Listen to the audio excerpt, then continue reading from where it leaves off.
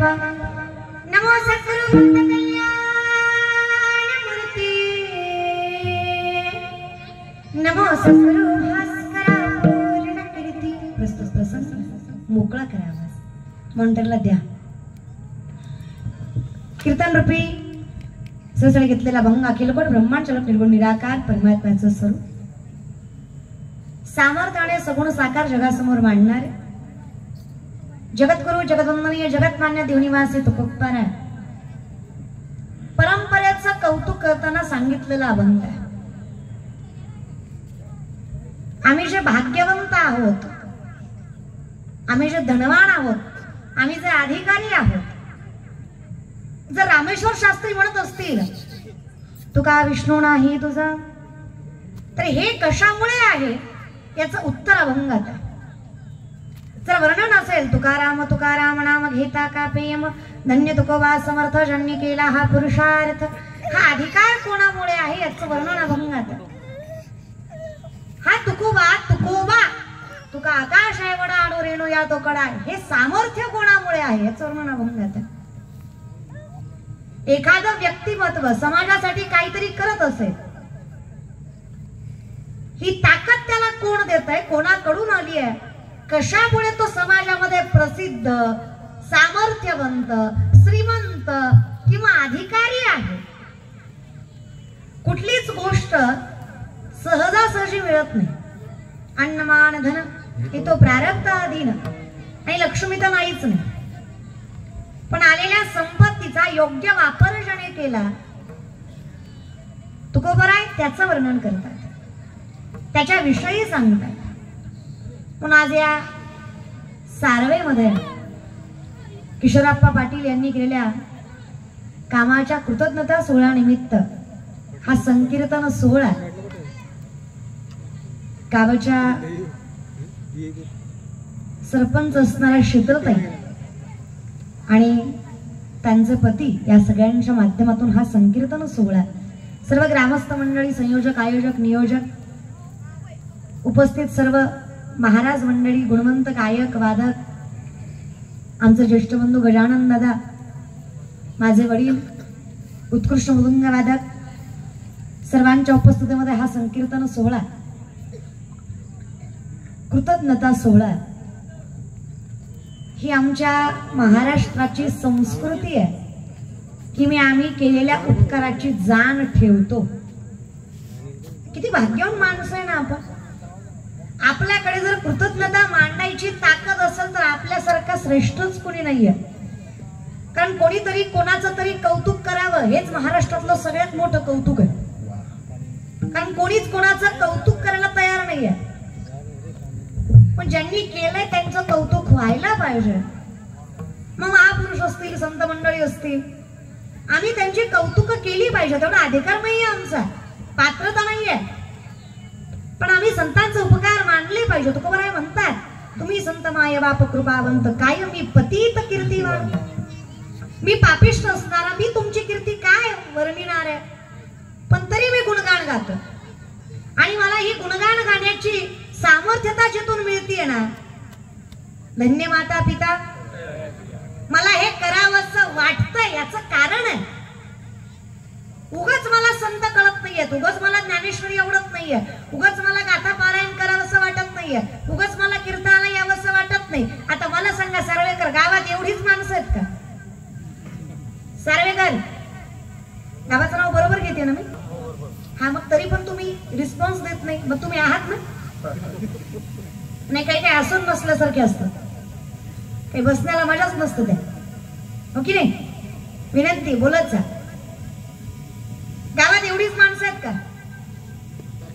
एवढीच आहेत का थोडेफार जास्त असतील ना? 2-4 तरी, थोडेफार 2-4 तरी जास्त असतील की नाही?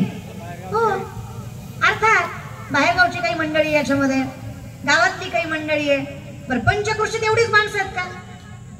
नाही, जास्त कीर्तनाला एवढीच आलेत, त्याचं उत्तर तुकोबाराय धन्य माता पिता तयाची या, ते पुण्यवान आहेत जेवढे कीर्तनाला आले। जे कीर्तनाला नाही आले ते महापुण्यवान आहेत। कोणाला वाईट म्हणण्यात मजा नाही सध्या। लोक म्हणतात ताई तुझं काय वाटोळ केलं, आम्ही फक्त सत्य बोलतो. पुण्याचा साठा फार मोठा लागतो तेव्हा कीर्तन भजन आवडतं. हा पुण्याचा साठा जिथून आला त्याला प्रारब्ध म्हणतात. आमच्याकडे आलाय देवा, माझ्या वडिलांची मिरास आहे का देवा. उगाच मला जमत नाही असं नाहीये देवा. उगाच आम्ही कीर्तनकार झालो, उगाच आम्ही भागवताचार्य झालो, उगाच आम्हाला देव आवडतो, उगाच आम्ही भजन करत फिरतो असं नाहीये. ती सामर्थ्यता आम्हाला कळाली आहे.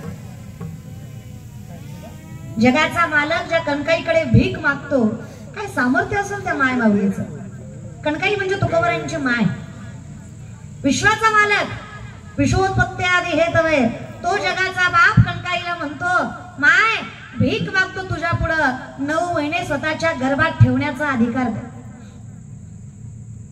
म्हणून तुकोबरांना श्रेष्ठ म्हणतो आम्ही. जगाचा मालक आणि तुकोबराय वेगळे नाहीये. मग तुकोबराय जिच्या खुशीमध्ये 9 महिने स्थिरावतो, म्हणजे जगाचा मालकच त्या कणकाईच्या खुशीमध्ये 9 महिने स्थिरावतो ना. हा अधिकार ज्या माय माऊलीचा आहे. त्या बोल्लोबा मोरेंची काही प्रकृती खराब झाल्यामुळे वारी परिपूर्ण होत नाहीये. जगाचा मालक येतोय त्यांच्याकडे. हा अधिकार ज्या बापाचा आहे, त्यांच्या पोटी अशी संतती जन्माला येणार आहे. ज्ञानोबरांचे मायबाप वेद पठण करणारी आहेत. त्यांच्या पोटी ज्ञानोबा, मुक्ता, सोपानदादा, निवृत्तीदादा अशीच व्यक्ती जन्माला येणार आहेत. मग तुम्ही जर आजकाल असा विचार करत असाल, इथं एवढे बसलेले आहेत, इथं बसलेल्या मायबापापैकी कोणाला खात्री आहे की बायको आल्यावर माझं पोरगं मला सांभाळणारच? बसलेले मायबाप, कोणाला खात्री आहे की बायको आल्यावर, लग्न झाल्यावर माझं पोरगं मला सांभाळणारच, त्रास देणार नाही?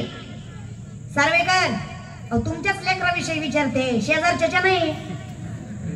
तुम्हाला तुमच्या लेकराविषयी खात्री नाही म्हणजे किती दुर्दैव बघा ना. त्याचं कारण आहे, पहिलं लेकरू आईकडे गेलं की गप्प बसायचं, आता आईकडे गेलं की गप्प बसत नाही. आता काय द्यावा लागतो? माय बोलत जा.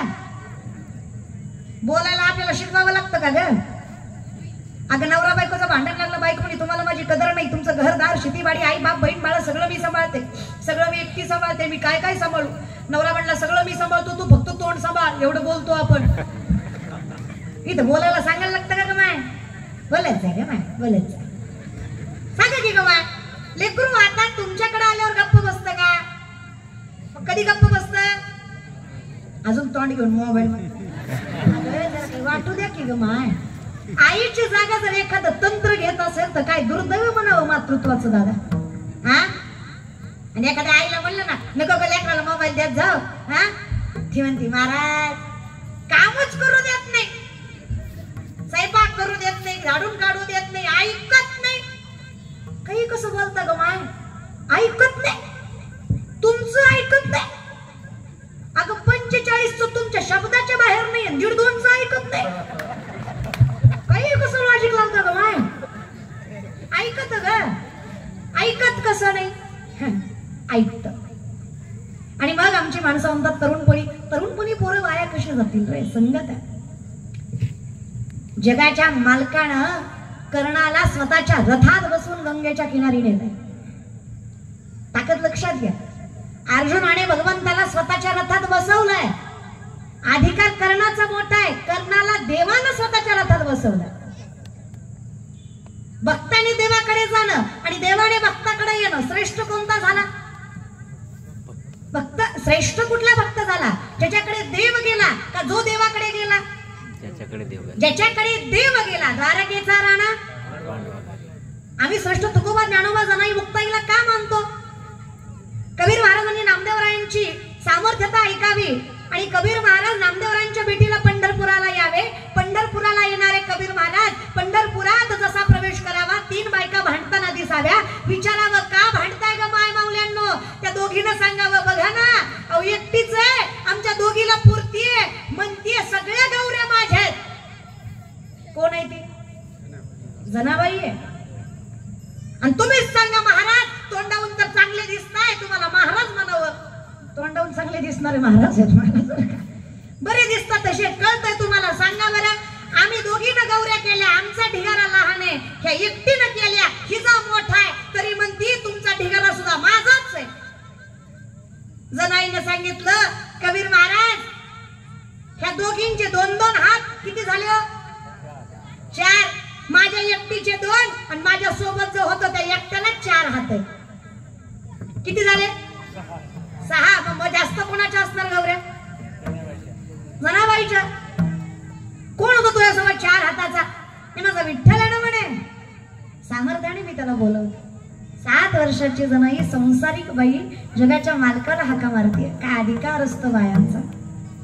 उभ्या का भुक्कव तुकी तू रे विठ्ठला सुंदर माझी छातील फिरती भवतू के उभ्या का भुक्कव तुकी तू रे विठ्ठला उभ्या का भुक्कव तुकी तू रे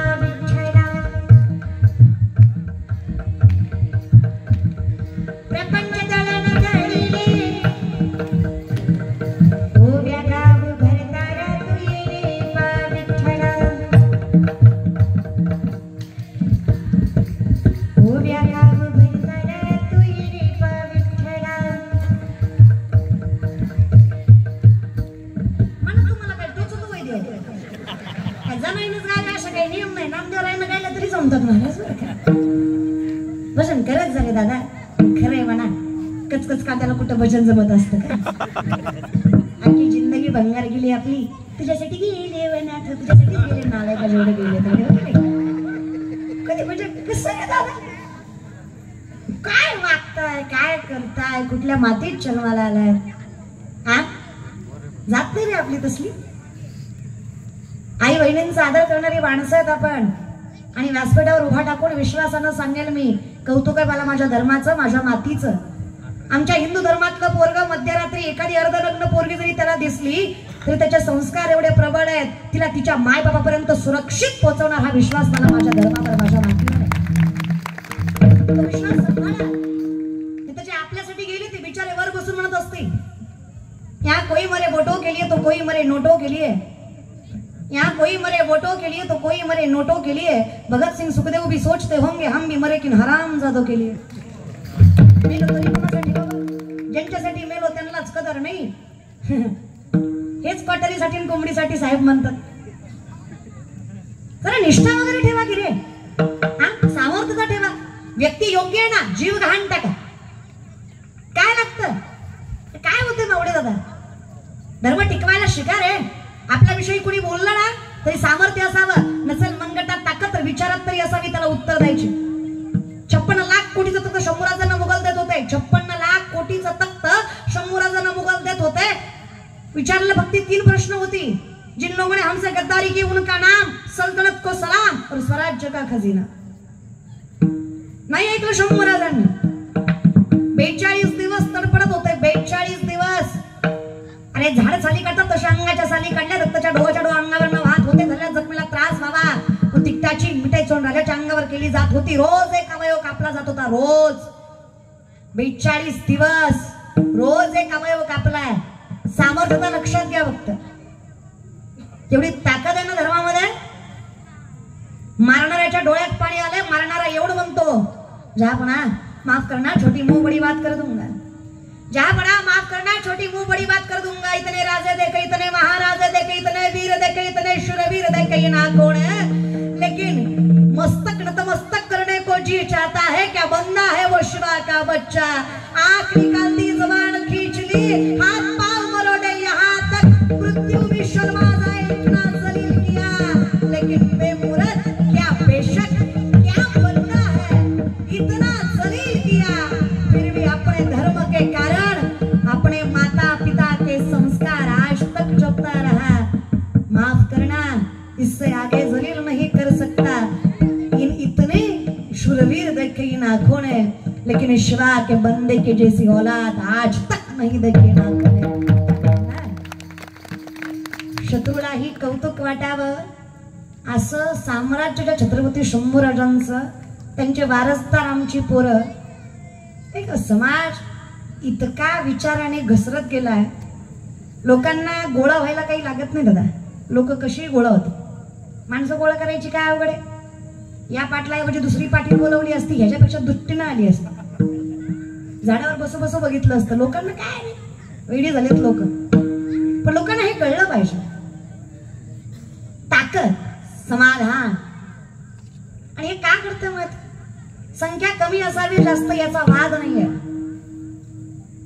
फक्त सत्य असावं. म्हणजे ते सत्य आहे ना. तुका म्हणे सत्य कर्मा भावे साह्य घातली या वही नरकाचा.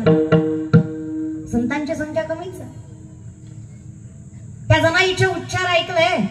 कबीर महाराजांनी सामर्थ्याने सांगितलं, बाई जणी म्हणत असतील तुला हे जग, पण मी तुला जना म्हणणार नाही.